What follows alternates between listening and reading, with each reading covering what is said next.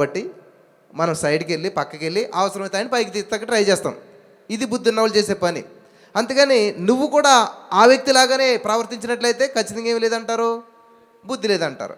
కాబట్టి దేవుడు చెప్తున్నటువంటి విషయం ఏంటంటే, బైబిల్ గ్రంథంలో రాయబడిన విషయాలన్నీ మనకి ఎందుకని రాయబడ్డాయంటే, బుద్ధి తెచ్చుకొని మనం అలా ప్రవర్తించకుండా అటువంటి జీవితాన్ని, మనకి సౌలు జీవితం ప్రారంభం బాగుంది కానీ ముగింపు ఎలా ఉన్నదంటండి, చాలా ఘోరంగా ఉన్నది. ప్రారంభం చాలా అద్భుతంగా ఉంది కానీ ముగింపు చూసినట్లయితే ఆత్మహత్య చేసుకున్నాడు ఆయన. ఎంత ఘోరం, ఆత్మహత్య చేసుకున్నాడు. కాబట్టి ఈ రోజున మన జీవితం ఎలా ప్రారంభించామనేటువంటిది చాలా ప్రాముఖ్యమైన విషయం అని మనం అనుకుని బర్త్డేని సెలబ్రేట్ చేసుకుంటాం. కానీ పౌలు గారు అంటాడు, నా పరుగు నేను మంచి పోరాటము పోరాడి తినే, ఆమేన్. ఈ మాట చెప్పగలుగుతాము మనం?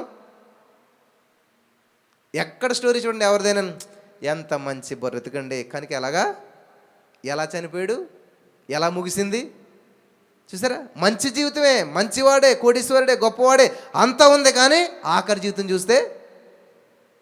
కాబట్టి నాకు చాలా ఆశ్చర్యం కలిగించిన విషయం ఏంటంటే, యోహాను సువార్త 1:12 మీరు సరిగ్గా చదివినట్లయితే అక్కడ దేవుడు ఏం చెప్తున్నాడంటే, ఎందరూ అంగీకరించారో, దేవుడు అంట ప్రతివాని దగ్గరకు వచ్చి ఏం చేస్తున్నాడంటే, తలుపు తడతం వేరు, కొడతం వేరు, పగల కొడతం వేరు. ఇప్పుడు మనం లిఫ్ట్లోకి వెళ్తాం, వెళ్ళిన మనం ఏం చేస్తాం, ఏ ఫ్లోర్లోకి వెళ్ళాలో ఆ నెంబర్ని తడతాం, అంతే కదా. అంతేగాని ఇలా గుద్దుతారా ఎవరన్నాను, లేకపోతే కర్ర తీసి కొడతారా అంటే అది పద్ధతి అనమాట, అది ప్రాసెస్. దేవుడు ఎప్పుడు కూడా నిన్ను బలవంతం చేయడు. నేను రాను, నేను చేయను అంటే దేవుడు ఏం చేయడు. నేను ఊరేసుకుంటూ ఆపొచ్చు కదా.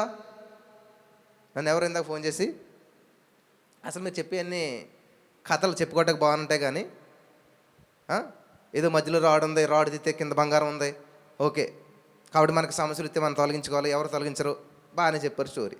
కానీ నా జీవితంలో ఎంత రాడున్నో తెలుసా? అసలు నా భర్తకి నాకు ఎంత ఘోరంగా సమస్య ఉందో తెలుసా? ఆమె ఇంకొకరిని చేసుకున్నాడు, వాళ్ళకి పెళ్ళి ఉంటుంది, ఇప్పుడు ఈ రాడు నేను ఎలా తొలగించాలి? ఏమి కాదు ఈ కథలో, దేవుడేం చేయడు. ఎంతో కాలంగా ప్రార్థన చేస్తున్నాను, అవ్వదుదే. ఇంక నేనేం చేయాలి? అప్పుడు నేను ఏమని చెప్పాలి? అసలే దేవుడు చేయడని ఆవిడ చెప్పేస్తే మరి మధ్యలో నేను ఎక్కడికి వెళ్ళాలి? నేను ఎలా చెప్పాలి? ఇది నా జీవితం, ఇప్పుడు ఏం చేయాలని అడిగితే సొల్యూషన్ చెప్తాం. కానీ ప్రశ్న ఆవిడ, జవాబు అన్నీ ఆవిడ చెప్పేసుకుంటే ఇంకా మధ్యలో మనం ఎందుకు? ఇంకా నేను అన్నాను, నిజమేనమ్మ మీరు చెప్పింది, దేవుడు ఏం చేయడు అన్నాను నేను. దేవుడు ఏమన్నాడు? లాజరు చనిపోయాడు, వస్తే ఆవిడ ఏడ్చింది, ఈవిడ ఏడ్చింది, ఈయన కూడా ఏడ్చాడు, అంతే కదా. ఏడ్చే వాళ్ళతోటి అంతే. నువ్వు నీ జీవితం అంతా జరగదంటే దేవుడు కూడా జరగదంటాడు. నువ్వు ఎప్పుడైతే అంటున్నాడో నువ్వు నమ్మిన ఎడల మహిమను చూస్తావన్నాడు. నమ్మకపోతే ఏడండి నేను కూడా ఏడ్చి 2 నిమిషాలు వెళ్ళిపోతాను అనమాట. ఎప్పుడైతే వాళ్ళు ఏడుపు మాని నమ్మకం మొదలు పెట్టారో అద్భుతాన్ని చూస్తారు. హల్లెలూయా. ఏడ్చే వాళ్ళు అద్భుతాలు చూసినట్టు మరి నేను ఎక్కడ చదవలేదు, ఎక్కడ కూడా. ఇసుకే గారి గురించి ఉంటుందండి ఎక్కడో, కానీ ఏడ్చినప్పుడు అద్భుతం జరగలేదు ఆయనకి, ప్రార్థించినప్పుడు అద్భుతం జరిగింది. ఆమేన్, ఆమేన్, హల్లెలూయా, హల్లెలూయా. సో నేను చెప్పాను అనమాట, దేవుడు ఏమి చేయడు అంటే ఎందుకు చేయడమ్మా? ప్రపంచంలో ఇద్దరికి అసాధ్యమైంది లేదు. నెంబర్ 1 దేవుడికి అసాధ్యమైంది ఏమీ లేదు. నెంబర్ 2 నమ్మువానికి సమస్తము సాధ్యమే. హల్లెలూయా. నేను 10 సంవత్సరాలు బట్టి ప్రార్థన చేస్తాను. ఏమని చేస్తున్నావు అంటే, అదిగో ఆమె అంట, ఎవరు అర్థమైంది కదా, ఆమె అంటేనే నాకంటే అందంగా ఉంటుందంట. వింటున్నారా? ఇదంట అదంట. నేను అన్నాను, నీకేం కావాలమ్మా అన్నాను. నేను నీకేం కావాలని అడిగితే ఇది చెప్పాలి కదా. ఇప్పుడు మెడికల్ షాపులోకి వెళ్ళి నీకు ఏదో సమస్య ఉంది, లేకపోతే నీ దగ్గర మెడికల్ సీట్ ఉంది, ఆ స్లిప్ ఇస్తే వాడు ట్యాబ్లెట్లు ఇస్తాడు. అదంతా మానేసి అసలు వాళ్ళకేం జబ్బు ఉంది, వీళ్ళకేం జబ్బు ఉంది ఇదంతా చెప్తుంటే వాడు ఏమంటాడు? అమ్మా నీకు ఏది కావాలి చెప్పు, నాకు టైం అవుతుంది, లేకపోతే వేరే బేరం వస్తుంది అంటాడు లేదా? ఇది ఇక్కడ అద్భుతం జరగకపోవటానికి మెయిన్ రీజన్ అని చెప్తున్నాను, చాలా జాగ్రత్తగా ఉన్నారు. అంతసేపు మాట్లాడినటువంటి మాటల్లో ఒక్క మంచి మాట లేదు. అంతా ఆయన అలాగా, ఆవిడ అలాగా, ఈవిడ ఇలాగా, ఇది అంతాను మారట్లేదు. నేను అన్నాను, లైఫ్లో ఇప్పటికీ మారరా అన్నాను. మరి ఏం చేయాలి? నువ్వే మారాలి, నీ ఆలోచన మారాలి, నీ పద్ధతి మారాలి, నీ స్థితి మారాలి. ఇంతవరకు ప్రార్థన ఏంటంట, ఆవిడ గురించి, ఆవిడ అలా కావాలి, ఈవిడ ఇలా కావాలి, ఈయన ఎలా కావాలి, అలా ఎవరు కానీ నువ్వు అవ్వాలన్నమాట. ఎలాగా? నీకు ఏది కావాలో అది పలకాలి. మొత్తం నా గత 10 సంవత్సరాల బట్టి చెప్తున్న మెసేజ్ ఇదే. ఫైనల్కి వచ్చేసరికి ఏంటంటే ఇదే. ఏంటది? నీకు ఏది కావాలో అది పలకాలి. ఇదే ఒకటే మానేస్తారు మనుషులు. అన్నీ చేస్తున్నారు కానీ. నిన్న వైజాగ్లో ఉండగా పాటలు పాడుతూ ఉన్నారు. అందులో ఒక పాట వచ్చిందనమాట, అద్భుతం చేయుమయ్యా. మీకు తెలుసు కదా పాట అందరికీ. అక్కడ గొద్దులోకి అంత బాగానంద పాట, అక్కడ గొద్దులోకి నేను కూడా పాడుతున్నాను. సడన్గా నాకు మనసు ఒప్పట్లేదు. అద్భుతం చేయటం ఏంటి? అర్థమైందా? అద్భుతం చెయ్యాలి దేవుడు.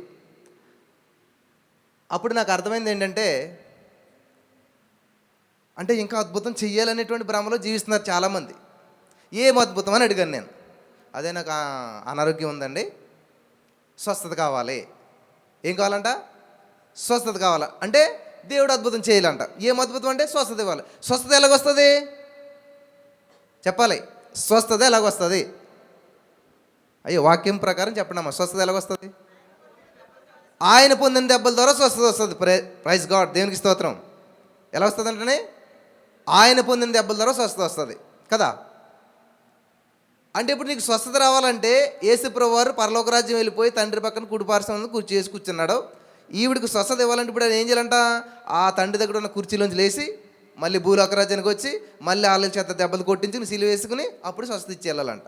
అది మీరు చేసే ప్రార్థన. మరి ఇట్లాంటివి జరగవు, ఇది రాంగ్ అన్నాను నేను. మరి ఎలాగ వస్తుందా? ఆల్రెడీ పని ఎప్పుడు చేశాడు? 2000 సంవత్సరాల క్రితం చేశాడు ఆయన. మళ్ళీ వచ్చి మళ్ళీ చేస్తాడా? ఇంపాసిబుల్. దేవుడు ఒక పని ఒకేసారి చేస్తాడు. మనకులాగా ఇప్పుడు మనం ఇల్లు తుడుతూ ఉంటుందో నచ్చ మన అమ్మకి మళ్ళీ చేసుకుంటారు కదా. కానీ దేవుడు చేసిన పని నచ్చకపోవడం అనేటి ఉండదు. పర్ఫెక్ట్గా 100% కరెక్ట్గా చేశాడు ఆయన. చేసి ఆయన ఏం చేయడంట? యోహాను సువార్త 17:4 తండ్రి నాకు అప్పగించిన పనిని పరిపూర్ణంగా సంపూర్ణంగా నెరవేర్చి మహిమపరిచేశానని దేవుడు క్లారిటీ ఇచ్చేసాడు. అక్కడ ఫైనల్ అయిపోయిందా? అంటే దేవుడు నీకు కావాల్సినటువంటి ఆరోగ్యాన్ని, సమృద్ధిని, ఐశ్వర్యాన్ని అంతా ఎప్పుడు ఇచ్చాడు? 2000 సంవత్సరాల క్రితం ఇస్తే మళ్ళీ ఈవిడ వచ్చి ఇంకా ఇప్పుడు చెయ్యిదేవా ఈ దేవా అన్నదంటే అర్థం ఉన్నదా? లేదు కదా. ఆల్రెడీ ఎప్పుడో దేవుడు చేసేసాడు. కాబట్టి ఇంక ఇప్పుడు అద్భుతం చేయవలసిన అవసరం లేదు. ఆల్రెడీ చేసిన అద్భుతాన్ని నువ్వు స్వతంత్రించుకోవాలి. హల్లెలూయా, హల్లెలూయా.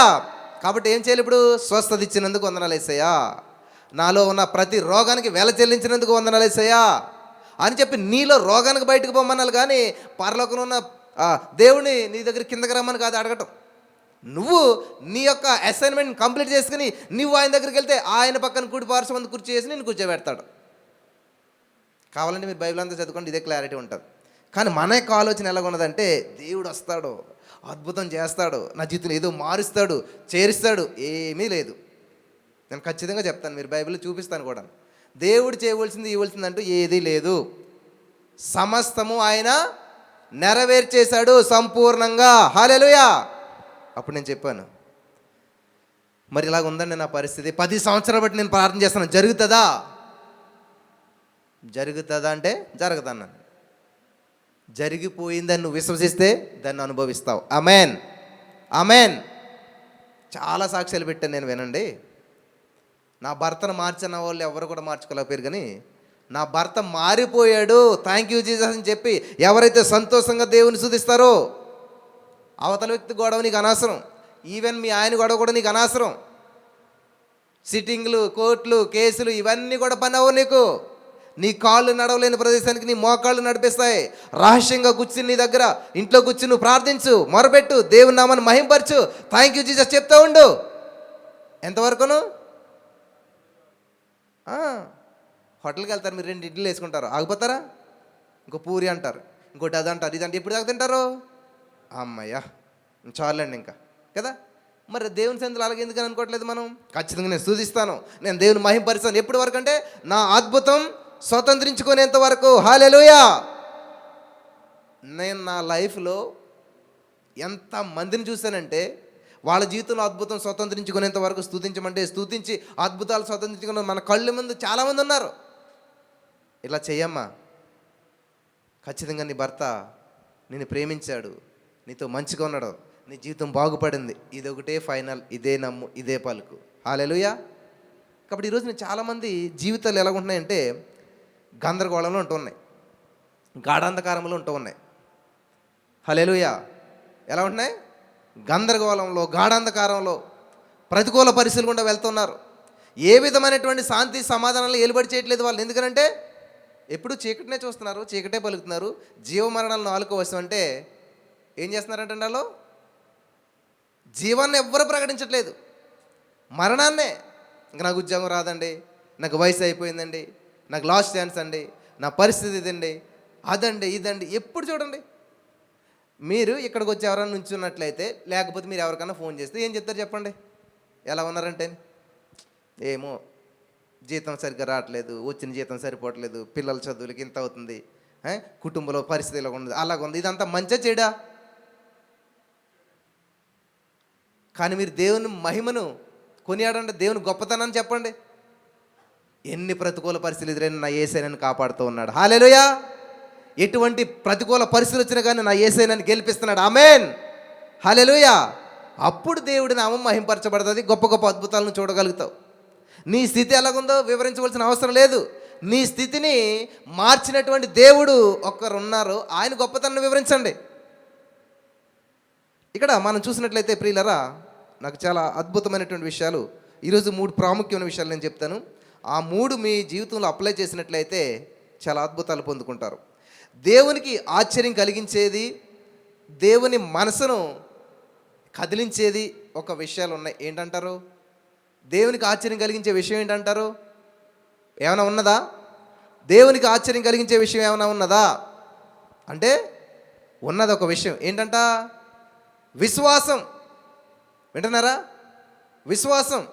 సరే, ఆ విషయాన్ని నేను మీతో చెప్పి మరి నేను ముందుకెళ్ళాలని చెప్పేసి ఆశపడుతున్నాను. మత్తయి సువార్త 8వ అధ్యాయం 5వ వచనం చదువుకుని వెళ్ళిపోదాం. ఈరోజు వాక్య ధ్యానం ఏంటంటే మత్తయి సువార్త 8వ అధ్యాయం 5వ వచనం. మైక్ తీసుకోండి బ్రదర్. ఆయన కపెర్నహూములో ప్రవేశించినప్పుడు ఒక శతాధిపతి ఆయన వద్దకు వచ్చి, ప్రభువా, తన దాసుడు పక్షవాయువుతో మిగిలిన బాధపడుచు ఇంటిలో పడి ఉన్నాడని చెప్పి ఆమేన్ ఆయనను వేడుకొనెను. ఇక్కడ చాలా అద్భుతమైనటువంటి విషయం నా హృదయం తాకింది. ఏంటంటే ఎవరంటండి ఈయన? చదువుదాం. ఆయన కపెర్నహూములో. ఆయన అంటే ఎవరు? యేసుప్రభువారు. అంటే దేవుని పరిచర్య నిమిత్తం యేసుప్రభువారు సంచారం చేస్తూ ఉన్నాడు. ఆయన ఉద్దేశం ఏంటంటే ప్రజల్ని మరి బంధకాల్లో ఉన్న వాళ్ళని విడిపించడం, చక్కగా సువార్త ప్రకటించడం పనిచేస్తూ ఉన్నాడు. అలా వెళ్తున్నటువంటి సమయంలో ఒక శతాధిపతి, ఆమేన్, ఇంగ్లీష్లో ఏముంది? సెంచురియన్. ఏమా సెంచరీ? అబ్బా, సచిన్ సెంచరీ కొట్టాడంటే చదువు రానోళ్ళు కానీ తెలిసిపోద్ది. ఏంటంటే ఆ సెంచరీ అంటేని ఎంత? 100. ఆ 100నే ఇంగ్లీష్లో సెంచరీ అంటే తెలుగులో ఏమంటారు? శత. శత, శత ప్లస్ అధిపతి, శతాధిపతి, సవర్ణ దీర్ఘ సంధి అందులో వచ్చా? సరే, శతాధిపతికి అంటే ఎంతమందికి అధిపతి? ఇప్పుడైనా 100 మంది మీద అధిపతి, 100 మంది మీద అధికారి అంట. జాగ్రత్తగా గమనించాలి, చాలా అద్భుతమైన విషయం దాగి ఉన్నది ఇందులో. ఆ 100 మందిలో ఒకడికి రోగం వచ్చిందంట. రోగం వస్తే ఏం చేశాడు ఆయన? చూడండి అక్కడ, శతాధిపతి ఆయన యొద్దకు వచ్చి, 100 మందిలో ఒకడికి రోగం వస్తే, ఫర్ ఎగ్జాంపుల్ మీకే ఏమన్నా 100 వస్తువులు ఉన్నాయి, ఒకటి పోయిందంటే ఏం చేస్తారు? నిద్ర లేకుండా కూర్చుని ఉంటారా? పోతే పోయింది ఒకటే కదా, 10 ఆటలు ఒకటి పోతేనే పట్టించుకో మనం. అసలు 100 ఆటలు ఒకటి పోతే మిగిలిన 99 మందిని అక్కడ పెట్టేసంట ఈ ఒక్కడి కోసం ఈయన వచ్చాడంట. ఇట్లాంటి సిచ్యువేషన్ ఎక్కడన్నా కనిపిస్తుందా మీకు బైబిల్లోను? ఎక్కడ చెప్పాలి? యేసుప్రభువు ఇంకొక ఎగ్జాంపుల్ చెప్పాడు. ఏంటంటే అది ఒక గొర్రెల కాపరికి 100 గొర్రెలు ఉన్నాయి. అందులో ఒక గొర్రె తప్పిపోతే మిగతా 99 గొర్రెలు విడిచిపెట్టేసేసి ఆ ఒక్క గొర్రె కోసం వెతుక్కుంటూ వెళ్ళాడంట ఆయన. ఇంకో సందర్భంలో ఏమంటాడంటే, నేను గొర్రెలకు మంచి కాపరిని. అంటే ఇప్పుడు ఈ గొర్రెలు ఎవరంటారు? మనమే. ఈ కాపరి ఎవరంటారు? యేసయ్య. అంటే ఇక్కడ ఈ శతాధిపతి అంటే ఎవరంటారు? చెప్పాలి. శతాధిపతికి ఉన్న మనసు ఎవరికి ఉంది? యేసయ్య మనసు శతాధిపతికి ఉంది. అంతే కదా. 99 మంది మీద అధికారం అయినప్పుడు ఏం చేస్తాడు? ఆ పక్కన పిలిచి రే ఆడికి ఒంట్లో పడితే హాస్పిటల్ తీసుకెళ్ళరా. అంతే కదా మనం చేసేది. ఈవెన్ మన పిల్లలకు బాగోపోతే మనం ఏం చేస్తాం? మన ఇంట్లో పనులకు చెప్పి హాస్పిటల్ తీసుకెళ్ళమంటాం. కానీ ఈయన మనసు చూడండి, శతాధిపతి మనసు, అథారిటీ. జాగ్రత్తగా గమనించాలి. మీ అధికారాన్ని మీరు ఏం చేస్తూ ఉన్నారో, ఎలా ఉపయోగించుకుంటూ ఉన్నారో. ఈ శతాధిపతి ఏం చేశాడంటే ఏ పనోడిని పంపలేదు, ఎవరిని పంపలేదు, కానీ తానే డైరెక్ట్గా దేవుని దగ్గరికి వెళ్ళాడంట. వెళ్ళి ఏం చెప్తున్నాడంట? అయ్యా, నేను శతాధిపతిని, నేను అధికారిని, అధికారం గురించి నాకు తెలుసు. నా ఇంటిలో ఒకడు రోగై ఉన్నాడు. హల్లెలూయా. ఎంత వండర్ఫుల్ హార్ట్ అండి ఇది. యేసుప్రభువు మనసు కలిగినాడు ఈ వ్యక్తి.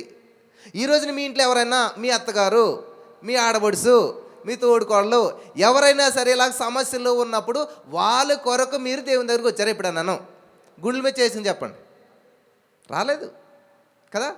ఎప్పుడన్నా మీ యొక్క ఆడబడుసు కోసం మీరు ఉపవాసం ఉండి ప్రార్థన చేశారా? మీరు గయ్యాలు అంటారు కదా, పోనీ మీ అత్తగారు ఆవిడ కోసం ఎప్పుడైనా ఉపవాసం ఉండి ప్రార్థన చేశారా? 100 మందికి చెప్పుంటారు ఖచ్చితంగా, మా అత్తగారు ఇలాంటిది అలాంటిది అని చెప్పేసి కదా. చాలామంది, ఎందుకంటే నాకు ఫోన్లు వస్తుంటాయి ఇలాంటివి. నేను ఏమనంటే మా అత్తగారు ఇలాంటిది అలాంటిది అంటే ఆశ్చర్యపెడుతుందని. కానీ ఎప్పుడన్నా ఒక్కరోజన్నా ఇలాగా అత్తగారి కోసం దేవుని సన్నిధికి వచ్చి ఉపవాసం ఉండి ప్రార్థించిన సందర్భాలు ఎక్కడన్నా ఉన్నాయంటే నిల్లు. కానీ ఈ శతాధిపతిని ఇప్పుడు ఇంతకీ ఈ స్టోరీ ఎందుకు బైబిల్లోను అంటే 1 కొరింథీ 10:11 మనకు జవాబు ఉంటుంది అనమాట. ఇవన్నీ దృష్టాంతాలకు వారికి సంభవించి యుగాంతమందున్న మనకు బుద్ధి కలగటానికే. హల్లెలూయా, హల్లెలూయా.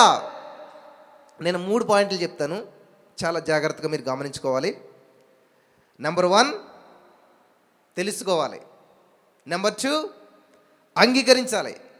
నెంబర్ 3 అప్లై చేయాలి, అంటే సాధన చేయాలి, అంటే జీవితంలో దాన్ని ప్రాక్టీస్ చేయాలన్నమాట. ఈ 3 విషయాల్లో చాలామంది ఏం చేస్తారంటే ఎస్ ఎస్ అని వింటారు. ఏం చేస్తారంటే వింటేనే తెలుసుకునేది, వింటారు, తెలుసుకుంటారు, అంతే, ఇంకా దానితో ఆగిపోతారు అన్నమాట. వాళ్ళ జీవితంలో అద్భుతం జరగదు. కొంతమంది చేస్తారు, తెలుసుకున్న దాన్ని ఏం చేస్తారు, నిజమే కదా అని చెప్పింది కరెక్టే కదా, మళ్ళీ అద్భుతం చేయమని అడగటండి. అదే జరిగింది అక్కడ వైజాగ్లో. అక్కడ వచ్చారు మేడం ఒక ఆయన, ఆలోచనలు పడ్డాడు ఆయన. అరే నిజమే కదా, మనం ఇంతకాలం ఏం వింటున్నాం, ఏమి మాట్లాడుతున్నాం, ఏం పాడుతున్నాం, ఏం పలుకుతున్నాం, అంతా చెయ్యి చెయ్యి చెయ్యి అంటే ఫ్యూచర్ టెన్స్లో ఇంకా దేవుడు ఎప్పుడో చేస్తాడనేటువంటి భ్రమలోనే జీవితకాలం గడిపేశాం. ఆల్రెడీ దేవుడు పని అయిపోయింది, దేవుడు చేయవలసింది చేసేసాడు, నీ పని ఉంది, నువ్వు చేయవలసింది ఉంది. నీకు ఆకలేస్తుంది ఇప్పుడు, అయితే ఏం చేయాలి? ఇప్పుడు నా పిల్లలకి ఆకలేస్తుంది, వాళ్ళు ఏం చేస్తారు? వాళ్ళ అమ్మ దగ్గరికి వచ్చి అమ్మ ఆకలేస్తుంది అంటది. ఆల్రెడీ నా భార్య ఏం చేసింది, స్కూల్ నుంచి పిల్లలు వస్తారని చెప్పి చక్కగా అన్ని ప్రిపేర్ చేసి టేబుల్ మీద పెట్టేసింది. ఇప్పుడు నా కూతురు ఆకలి తీరాలంటే మా ఆవిడ చేయవలసిన పని ఏమైనా ఉన్నదా? లేదు, ఎందుకంటే ఆల్రెడీ ప్రిపేర్డ్. ఈమె ఆకలి తీరలేదు, ఆవిడ ఆల్రెడీ ప్రిపేర్ చేసింది. అంటే ఏంటి ఇప్పుడు ఇక్కడ లోపము? నా కూతురు వచ్చి ఏం చేయాలి, చక్కగా హ్యాండ్ వాష్ చేసుకుని టేబుల్ మీద కూర్చొని తింటమే. ఇక్కడ ఆగిపోయింది ఈ ప్రాసెస్ అంతా కూడా. వీళ్ళు ఏం చేస్తున్నారు, నాకు ఆకలి వేస్తుంది, మా అమ్మ ఎప్పుడు అన్నం వండుతుందో, ఎప్పుడు పెడతాదో, ఎప్పుడు చూస్తుందో. అంటే పొరపాటు ఎవరిది అక్కడ? చెప్పింది అమ్మ నేను చేయవలసిన పని నేను చేసేసాను, వండవలసిన వంట అంతా వండేసాను, చేయవలసిన అన్నీ చేసి అక్కడ టేబుల్ మీద పెట్టాను, వెళ్ళి కూర్చుని తినండి. ఈ సత్యం వాళ్ళు తెలుసుకున్న రోజున ఏమవుతుంది, స్వతంత్రులు, ఆఖరు అనేటువంటి బానిసత్వం నుంచి వాళ్ళు విడుదల పొందుకుంటారు. ఈ రోజున మన జీవితాలు కూడా అలాగే ఆర్థిక సమస్యలు, అప్పుల సమస్యలు, అనారోగ్య సమస్యలు, నిరుద్యోగ సమస్యలు, గుడ్రాలతనం, వీటన్నిటికి కూడా మీరు బైబిల్ చూసినట్లయితే అన్నిటికీ దేవుడు వెల చెల్లించేశాడు, విమోచించేశాడు, విడిపించేశాడు. నమ్మిన వారందరూ హల్లెలూయా చెప్దాం. హల్లెలూయా, హల్లెలూయా.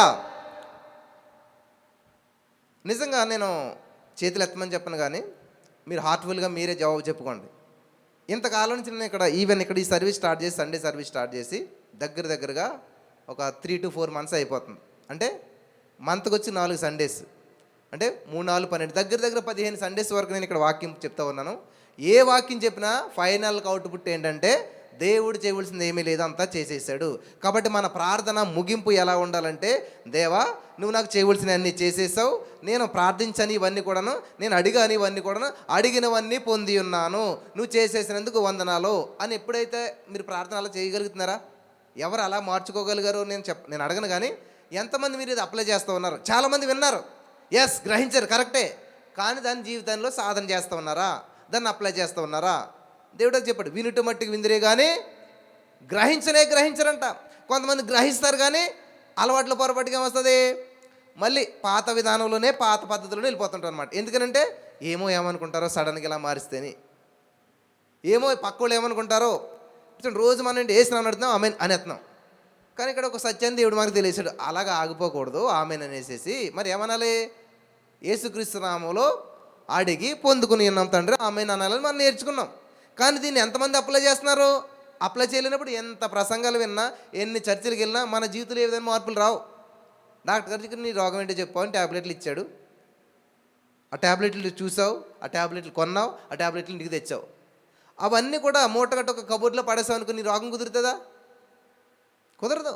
అలాగే ఈరోజు మన సమస్య నుంచి మనం బయటకు పడకపోవట కారణం ఏంటంటే వింటున్నారు, గ్రహిస్తున్నారు, కానీ దాన్ని అప్లై చేయట్లేదు.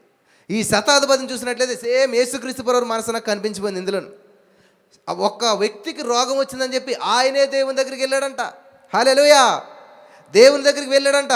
చూడండి వెళ్ళి ఏం చేస్తున్నాడు ఆయన, చూడండి మత్తయి సువార్త 8వ అధ్యాయం 6వ వచనం. ప్రభువా, నా దాసుడు పక్షవాయువుతో మిగిలి బాధపడుచు ఇంటిలో పడి ఉన్నాడని ఆయనను వేడుకొనెను. యేసు, నేను వచ్చి వాని స్వస్థపరిచని అతనితో చెప్పగా, ఆ శతాధిపతి, ప్రభువా, నీవు నా ఇంటిలోనికి వచ్చినకు నేను పాత్రుని కాను. చూడండి, దేవుడేమో ఇప్పుడు ఆయన ఎందుకు వచ్చాడు? దేవుడు బాగు చేస్తాడని కదా. సరే నాడు నేను వస్తానంటే దేవుడిని వద్దు అన్నాడు ఆయన. గమనించాలి, అధికారం కలిగిన వారు ఆలోచన ఎలాగుంటుందో మీరు జాగ్రత్తగా గమనించాలి. ఈ పాయింట్ అర్థమైతే మీరు ప్రార్థన విధానం మారిపోతుంది. దేవుడేమో వస్తానంటే నువ్వు రావద్దు, నువ్వు రావాల్సిన అవసరమే లేదు. మరి ఇంకెందుకు ఈ ప్రయాస అంతనింది, ఇంకెందుకు ఈ బాధ అంతాను అంటే ఆయన ఏమంటున్నాడంటే చూడండి, నీవు మాట మాత్రం సెలవుము, అప్పుడు నా దాసుడు స్వస్థపరచబడతాడు. ఇదేంటి మాట ఏంటి? ఒక మాట చెప్తే స్వస్థ వచ్చేద్ది అంటాడు. దేవుడేమో నేను వస్తానంటే నువ్వు రావద్దేసయ్యా, నువ్వు ఇక్కడే ఉండు, నువ్వు ఒక మాట చెప్పంటున్నాడు. ఎందుకని ఆ మాట చెప్పమంటున్నాడు ఆయన అంటే మళ్ళీ ఎక్స్ప్లెనేషన్ ఇస్తున్నాడు కింద చూడండి. నేను కూడా అధికారమునకు లోబడిన వాడను, నా చేతి క్రింద సైనికులు ఉన్నారు, నేను ఒకరిని పొమ్మంటే పోవును, ఒకరిని రమ్మంటే వచ్చును, నా దాసుని ఈ పని చేయమంటే చేయను అని ఉత్తరం ఇచ్చాను. ఆమేన్. ఏం చేశాడంటండి ఈయన? దేని గురించి మాట్లాడుతుంటే ఇక్కడ ఈయన దేని గురించి? నా పాయింట్ మీరు క్యాచ్ చేయాలి. మన టాపిక్ ఏంటి? అధికారం. సో అధికారంలో ఈ యొక్క అధికారి గురించి మాట్లాడుతున్నాం. ఒక సమస్య వచ్చింది, ఆ సమస్యను పరిష్కరించుకోవడానికి దేవుడి దగ్గరికి వచ్చాడు. దేవుడు నేను వస్తానంటే నో, మా ఇంటికి రావద్దు, నేను ఒక అధికారిని, అధికారి ఏం చేస్తాడో నాకు తెలుసు, అధికారి మాటకి ఎంత విలువ ఉంటుందో నాకు తెలుసు. ఆమేన్, హల్లెలూయా. కాబట్టి ఈరోజు దేవుని నమ్మినటువంటి మనందరికీ దేవుడు ఏమి ఇచ్చాడంట? ఏంటది? పవర్. చెప్పండి, పవర్. హల్లెలూయా. యేసయ్యా, నీ మాటకి ఎంత పవర్ ఉందో నాకు తెలుసు, నా మాటకి ఎంత పవర్ ఉందో నాకు తెలుసు.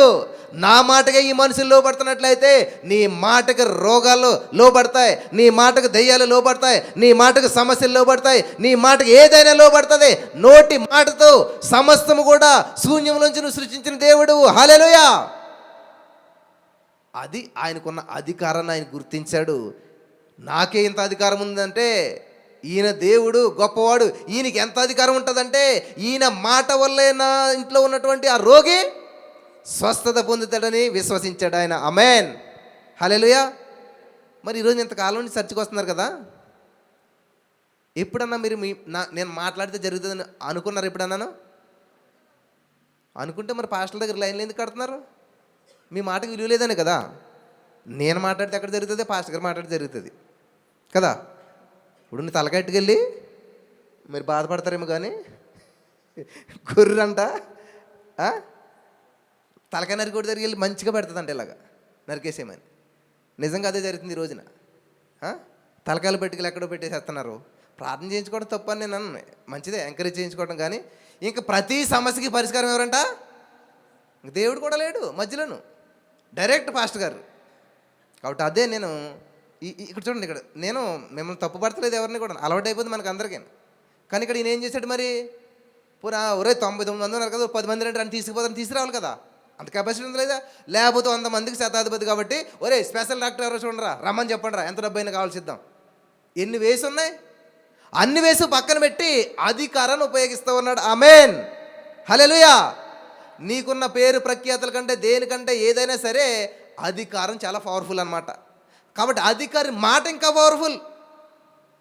చెప్తున్నాడు కదా, నా మాట చెప్పానంటే 100 మంది కూర్చోమంటే కూర్చుంటారు, లేవమంటే లేస్తారు. అటువంటి అధికారం కలిగిన వ్యక్తిని నేను. కాబట్టి యేసయ్య నువ్వు ఒక మాట చెప్పినట్లయితే, ఇంకొక చోట బైబిల్ ఏమంటుందంటే ఆయన మాట వలన దయ్యములను ఎలాగంటే మాట వలన. ఇంకొక చోట చూసినట్లయితే ఆయన అధికారం కలిగిన వారి వల్లే బోధిస్తూ ఉన్నాడంట. హల్లెలూయా. ఎలా బోధిస్తున్నాడు ఆయన? అధికారం కలిగిన, అధికారం ఉందా లేదా? సో అధికారం కలిగినటువంటి మాట ఎలాగుంటుంది? ఒక కలెక్టర్ గారు వచ్చి వణికితే మాట్లాడతాడా, భయపడతా మాట్లాడతాడా? ఓ పోలీస్ ఆఫీసర్ భయపడతా మాట్లాడతాడా? రోడ్డు మీద చూడండి, కనీసం ట్రాఫిక్ పోలీసు భయపడతాడా? తెయ్, అది BMW అయినా సరే, బెంజ్ కార్ అయినా సరే ఎలా అంటాడు అంతే, అక్కడ ఆగవలసిందే. ఆయన జీతం 10,000 15,000 ఉంటుంది ఎందుకని, కానీ రోల్స్ రాయల్ కార్ ఉంటుంది 7-8 కోట్లు ఉంటుంది, ఎట్లా అంటాడు అంతే, ఆయన అంత ఆగిపోతుంది. ఎందుకని? ఏంటది? ఎవరిచ్చారు? గవర్నమెంట్ అధికారం ఇచ్చింది. ఆ డ్రెస్లో ఉన్నంతసేపు ఆయనే. ఇప్పుడు మొన్న కదా మనకు సిగ్నల్స్ వచ్చాయి, అంతకుముందు సిగ్నల్స్ ఉండి కాదు. నేను హైదరాబాద్ వచ్చిన కొత్తలో సిగ్నల్స్ ఏమి ఉండి కాదు, పోలీస్ ఆయన ఉండేవాడు మాట. ఆయన ఏం చేసేవాడంటే ఇక్కడ సిగ్నల్ దగ్గర నుంచి ఇట్లాగని ఇవ్వడమాట. ఎంత పెద్ద కారైనా, ఎంత కోట్ల కారైనా అక్కడ ఆగిపోవలసిందే. ఇలాగని నెక్స్ట్ ఇలాగని ఇవ్వడమాట. ఏం మాట్లాడేవాడు కాదు, ఏం చేసేవాడు కాదు, జస్ట్ ఆ హ్యాండ్ తోటి ఇట్లాగనివాడు, ఇట్లాగనివాడు, జస్ట్ ఈ హ్యాండ్ తోటి మొత్తం అంతా కూడా ఆయన మేనేజ్ చేసేవాడు. ఎందుకని? అందరూ ఎటు చూస్తున్నారు? ఆ హస్తం వైపు చూస్తున్నారు. ఎప్పుడు అంటాడా, ఎప్పుడు ఆగమంటాడా? హల్లెలూయా, హల్లెలూయా. కాబట్టి ఈ అధికారం ఏం చేశాడంటే తన యొక్క అధికారాన్ని గుర్తించాడు. దేవుని దగ్గర దాన్ని వెల్లడి చేస్తూ ఉంటాడు. అయ్యా నేను అధికారిని, నాకు అధికారం విలువ తెలుసు, అధికారి మాటకుండే పవర్ తెలుసు. ఆమేన్, హల్లెలూయా. నీ మాటకున్న పవర్ నీకు తెలిస్తే నీ మాటే ఒక శాసనంగా మార్చబడుతుంది. ఆమేన్, ఆమేన్. నేను చాలా సాక్ష్యాలు చెప్పగలుగుతాను. నేను మాట్లాడినప్పుడు కలిగిన విషయాలు, మాట ద్వారా జరిగిన అద్భుతాలు. అందుకే నేను ఇది అలవాటు చేస్తాను అనమాట. పలికితే కలిగెను, పలికితే కలిగెను. ఎలా పలకాలంట? లేనిది ఉన్నట్టు పలకాలి. ఆమేన్. సరే చూద్దాం. యేసు ఈ మాట విని ఆశ్చర్యపడి, అసలు దేవుడే ఆశ్చర్యపడ్డాడంట. ఎందుకని? ఏం విని ఆశ్చర్యపడ్డాడు ఆయన? మాట విని ఆశ్చర్యపడ్డాడంట. ఎంత బాగుంది చూడండి ఇక్కడ. దేవుడితో ఈయనేమన్నాడు? దేవుడా నువ్వు చెప్పండి అయ్యో చదువుతున్నాను, మీరు మళ్ళీ కన్ఫ్యూజ్ అవ్వకండి. దేవా నీవు మా ఇంటికి రావద్దు, కానీ ఒక మాట మాత్రం సెలవియ్యి. 2 అక్షరాలు మాట. ఇక్కడ చూడండి, దేవుడంట ఈ మాట విని, ఆయన ఏమన్నాడు దేవుడితోటి? నువ్వు ఒక మాట చెప్పాను ఆయన అంటే, దేవుడు ఏం చేస్తున్నాడు? ఈయన మాట విని ఆయన ఆశ్చర్యపడ్డాడంట. ఇక్కడ గమనించవలసింది, దేవుడిని ఆయన అడిగింది ఏంటి? ఒక మాట. కానీ దేవుడు ఆశ్చర్యపడ్డది ఏంటంట? ఈయన మాటకి. సో మాట ఎంత పవర్ఫుల్ అర్థమవుతుందా? దేవుడిని ఆశ్చర్యపరిచేది, లేదా శతాధిపతి దగ్గర ఉన్న రోగిని స్వస్థపరిచేది అన్నీ ఏంటంట? మాట. అంటే నీ నోరు మంచిదైతే ఊరు మంచిది అవుతుంది. ఇప్పుడు ఇక్కడ ఈయన ఏం చేస్తున్నాడు? దేవుని మాట ద్వారా ఆ రోగి స్వస్థపరచబడిపోతాడని చెప్పి, ఆ మాటకు అంత అధికారం ఉంది, అంత పవర్ ఉందని చెప్పి నమ్మాడు. దేవుడు ఏం చేస్తున్నాడంటే, అరే ఏమి మాట్లాడాడు అసలని, ఎంత పవర్ఫుల్ మాట మాట్లాడాడు, ఎంత పవర్ఫుల్గా. చూడండి, చిన్నపిల్లలు ఏదైనా స్పీచ్ ఇచ్చారనుకోండి, స్కూల్లో కానీ ఎక్కడన్నాను, చిన్నపిల్లలు ఏదైనా మాట్లాడారనుకోండి, ఏం చేస్తారు మీరు అంతాను? నిర్గాంతపోతుంటారు. ఎందుకని? వాళ్ళ మాటలకి కదా. అంటే పిట్ట కొంచెం కోతగానం అన్నట్టుగాను. ఈయన చూస్తే ఇజ్రాయేలీడు కాదు, ఈయన చూస్తే దేవుని భక్తుడు కాదు, ఈయన చూస్తే పరిసయ్యుడు శాస్త్రుడు ఇలాగేదో బైబిల్ తెలిసిన వ్యక్తి కూడా కాదు. కానీ ఆయన ఏం చేస్తున్నాడు? దేని గురించి మాట్లాడుతున్నాడు? అధికారం గురించి మాట్లాడుతున్నాడు. హల్లెలూయా. ఎటువంటి అధికారం అంటండి? దేవుడా నువ్వు రావద్దు, జస్ట్ నువ్వు ఒక మాట రిలీజ్ చేస్తే చాలు అద్భుతాలు జరిగిపోతాయి. హల్లెలూయా. మరి మీరు అంత ఎందుకు వస్తారు చర్చికి? చెప్పండి, ఎందుకు వస్తారు? మాట వింటకే కదా. ఈ మాట అంటే ఏంటి? దేవుని యొక్క మాట, దేవుని యొక్క వాక్యం. ఆది యందు వాక్యం. వాక్యం అంటే ఇదే కదా, దేవుని మాటే కదా.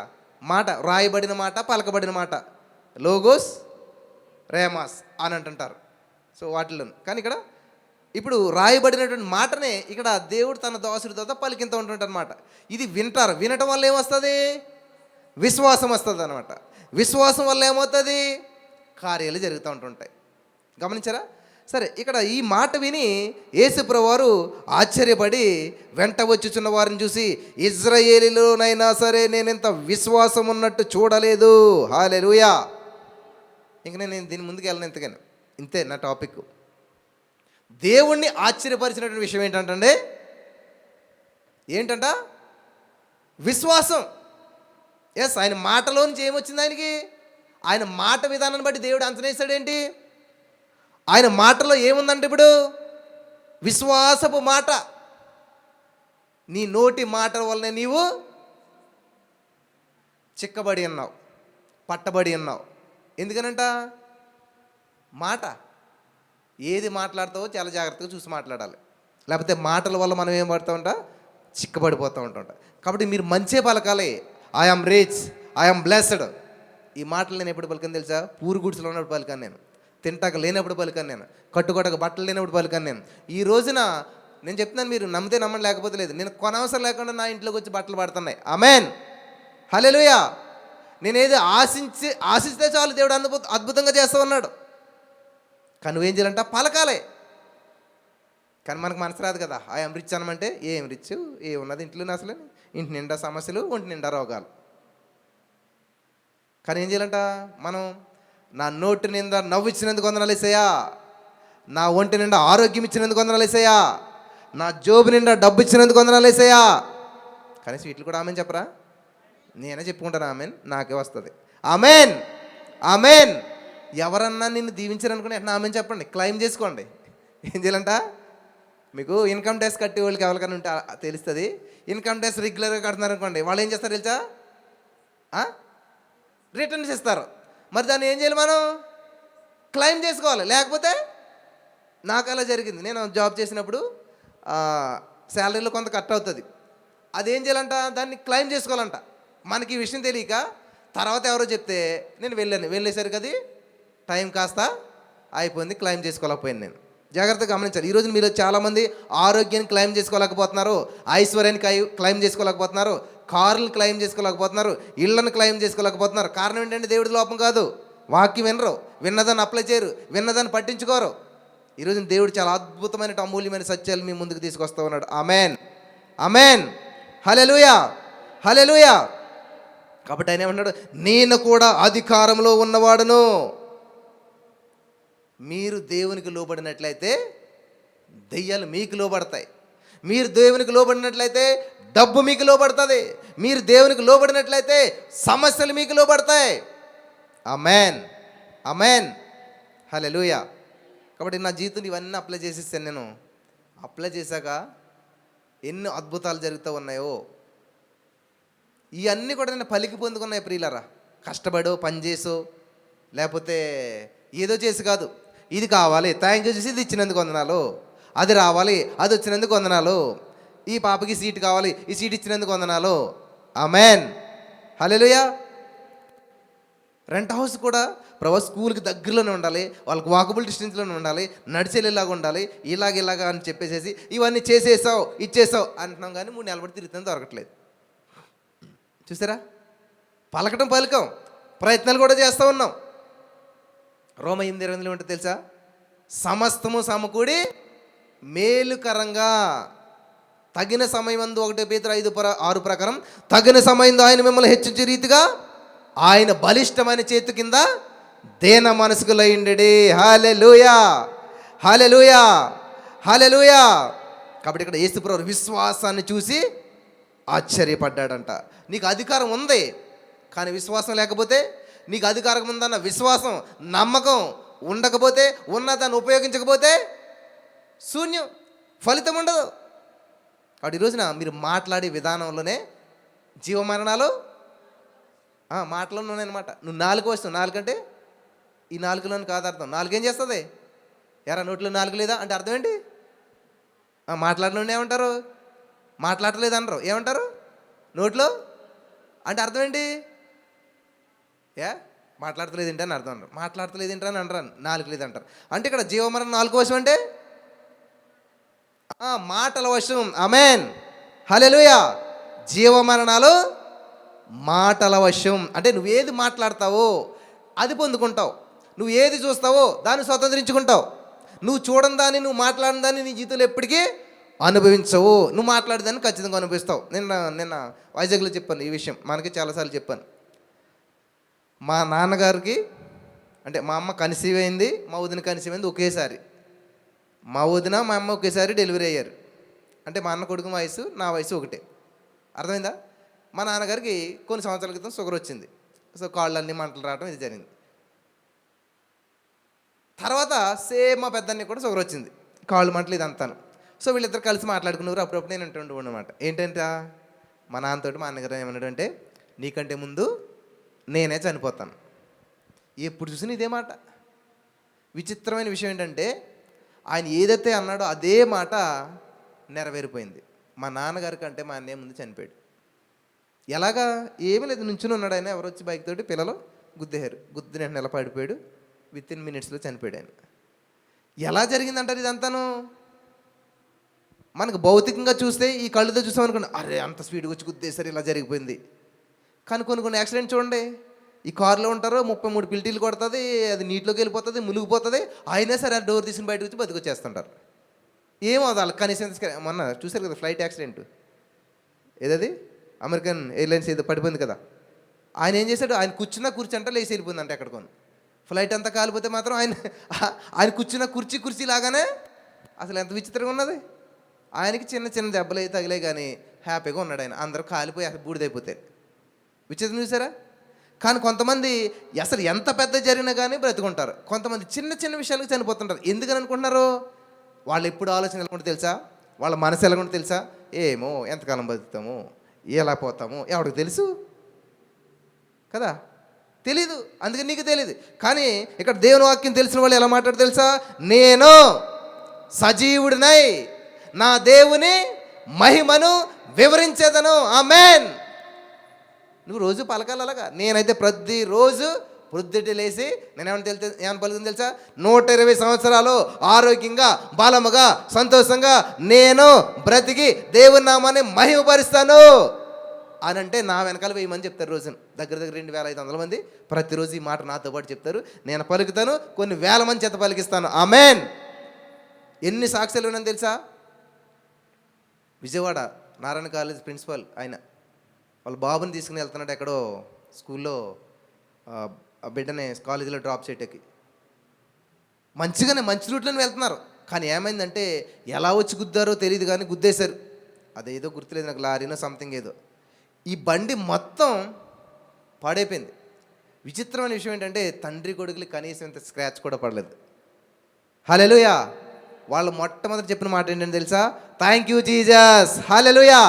వాళ్ళు మొట్టమొదటి చేసిన ఫోన్ ఎవరికి తెలుసా? నాకే. ఎక్కడి నుంచి? అక్కడి నుంచే. బ్రదర్ ఈ రోజు మార్నింగ్ మీరు 3:30 ప్రియలు ఏం చెప్పారు తెలుసా?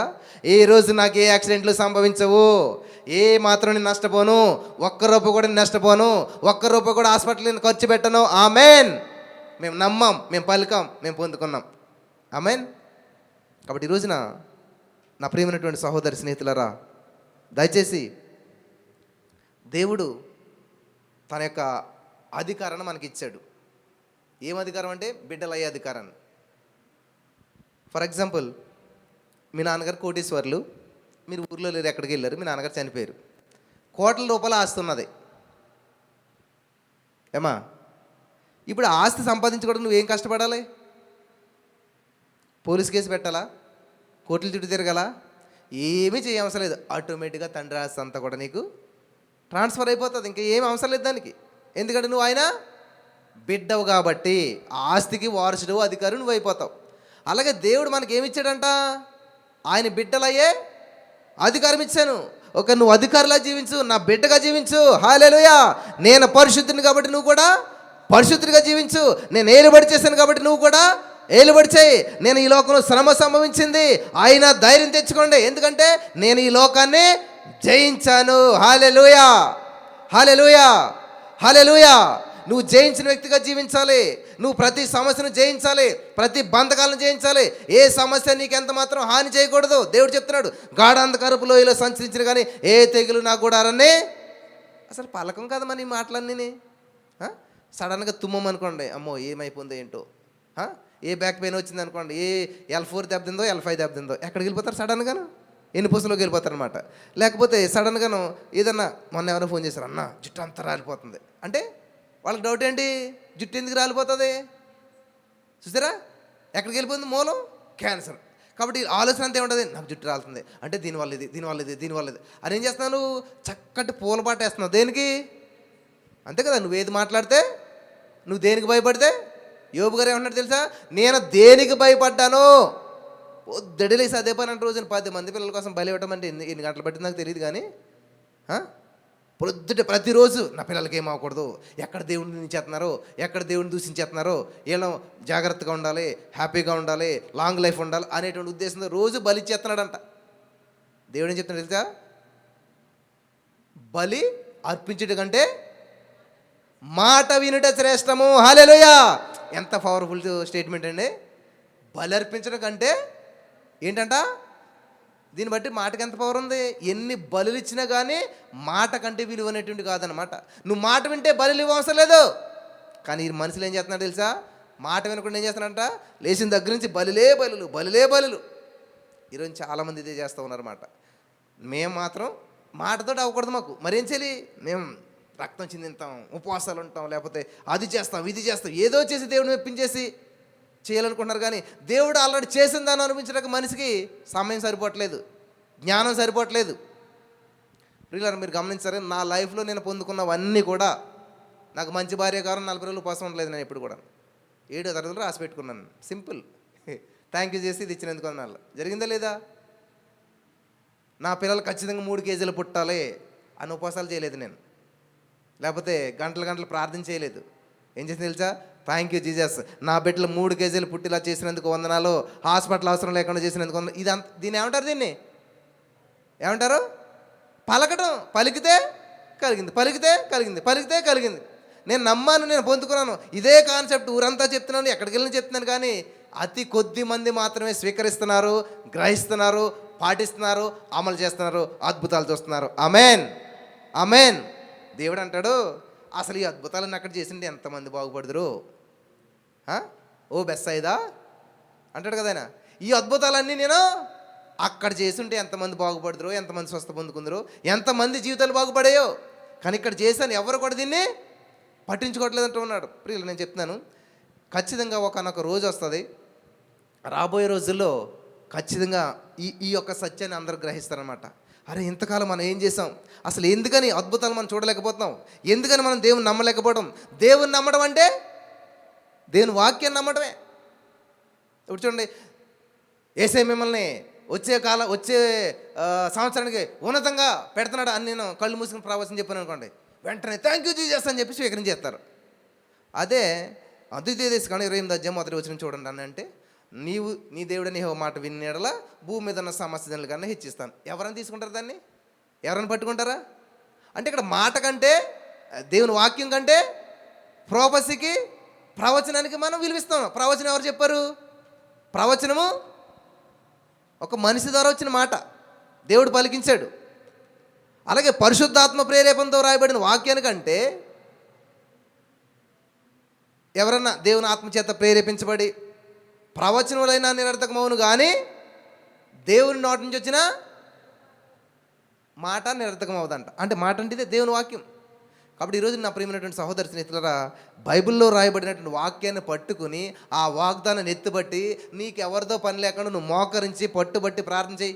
ఒక బ్రదర్కి ఇలాగే చాలామంది దగ్గరికి వెళ్తే చాలా చెప్పారండి, ఇది కాదు అని చెప్పి ఒక వాగ్దానం తీసుకున్నాడంట. దేవా, నన్ను కోటీశ్వరుని చేసినందుకు వందనాలు. ఇదిగో యెషయా గ్రంథంలో మరుగు స్థలంలో దాచబడిన ధనమంతా నాకు ఇచ్చినందుకు వందనాలు అని చెప్పి రోజు పలకటం మొదలుపెట్టాడంట. నన్ను కోటీశ్వరం చేసినందుకు వందనాలు, thank you Jesus, thank you Jesus అని ఒక పాస్టర్ గారి దగ్గరికి వెళ్ళి, పాస్టర్ గారు దేవుడే దరిదిస్తారు కదా, ఎందుకేడు బాబు అని చెప్పి మంచి ప్రసంగం చెప్పాడంట. అయితే నాకు ₹1,00,000 కావాలి, దేవుడు ఇస్తాడా అంటే, ఓయ్ ₹1,00,000 ఎందుకు ఇస్తాడు దేవుడు, ఇవ్వడు అన్నాడంట. మరి మీరే కదా ప్రసంగం చెప్పారంటే, అలా చెప్పాను కానీ ₹1,00,000 అంటే మాట్లాడుకుంటున్నావా, ఎలాగిస్తాడు దేవుడు అని అన్నాడంట. కానీ ఈ ప్రసంగం విన్నటువంటి ఈయన, వాక్యం పట్టుకున్నటువంటి ఈయన ఏం చేశాడు, రోజు ఇంటికి వెళ్తాం, థ్యాంక్ యూ జీజస్ నాకు ₹1,00,000 ఇచ్చినందుకు వందనాలు, ఐఎమ్ బిలీవింగ్, ఐఎమ్ రిసీవింగ్ అంటే దేవుడు చేసిన కార్యం చూడండి. ఏ పాస్టర్ గారు అయితే ఇవ్వడన్నాడో పాస్టర్ గారి దగ్గరికి వెళ్ళాడంట. ఈయన వెళ్ళి ప్రార్థన చేయించుకుని, కోటిలో దశమ భాగం ఎంత, అయ్యో కోటిలో ఎన్ని లక్షలు ఉంటాయి, కోటిలో ఎన్ని లక్షలు ఉంటాయి, అయ్యో మరి ₹1,00,000 ఎలా పొందుకుంటారు మీరు, కోటిలో ఎన్ని సున్నాలు ఉంటాయి, పోనీ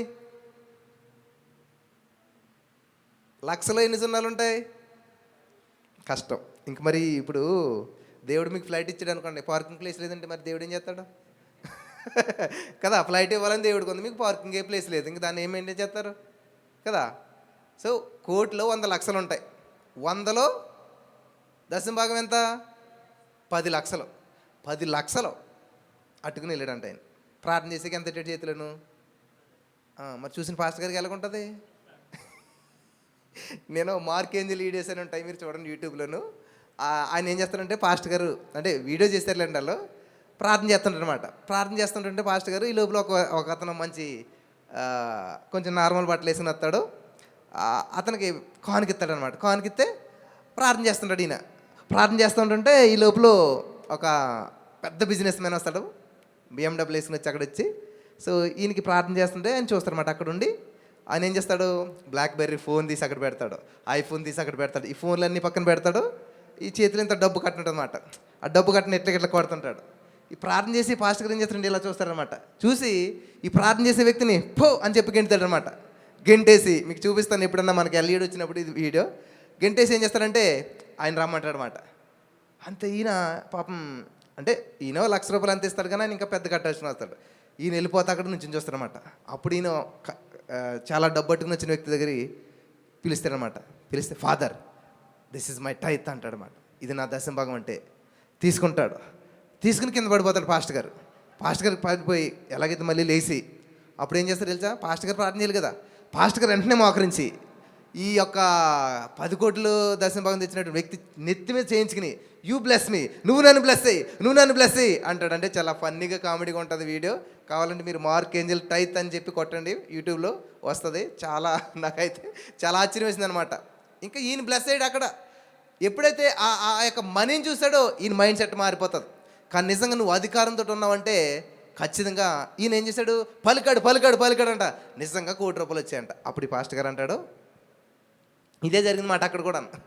ఎలాగొచ్చింది అంటే పలికితే కలిగింది అన్నాడంట. పలికితే కలిగిందా, దేవుడిచ్చాడు అన్నాడు. దేవుడిచ్చాడా, మరి మేము 10 సంవత్సరాలు ప్రార్థన చేస్తున్నాం, మేము 10 సంవత్సరాలు ప్రార్థన చేస్తున్నాం, మరి మాకు ఎందుకు ఇవ్వట్లేదు, ఎవరింతకీ మాట్లాడేది, పాస్టర్ గారు ఎందుకు ఇవ్వట్లేదు మాకు అన్నాడంట. అప్పుడైతే సరే, అప్పుడు ఈయన కూర్చోండి పాస్టర్ గారిని చెప్పి కూర్చోబెట్టి బైబిల్లో ఉన్న కొన్ని రిఫరెన్స్లు చూపించి, మీకు 3 ఆడపిల్లలు ఉన్నారు కాబట్టి వీళ్ళకి పెళ్లి చేయాలంటే చాలా కష్టం కదా, సరే ఈ డబ్బులు ఉంచుకుని కొంచెం మీరు మేనేజ్ చేసుకోండి, కానీ ఈ డబ్బులు పెళ్ళి ఖర్చు పెట్టద్దు. మరి ఏం చేయాలి తెలుసా, ఇగో ఈ వచనాలు ఎత్తుపట్టి, థ్యాంక్ యూ జీజస్, నా 3 బిడ్డలకి కూడా ₹1 కట్నం లేకుండా పెళ్ళిళ్ళు చేసినందుకు వందనాలు, ₹1 కట్నం తీసుకుని అల్లుళ్ళు వచ్చి ఇలా చేసినందుకు వందనాలు, in the name of Jesus I'm believing, I'm receiving అని ఏం చేశాడు ఆయన, పలికాడు. ఏంటయ్యి మాటల పలికాడంట. హల్లెలూయా, హల్లెలూయా.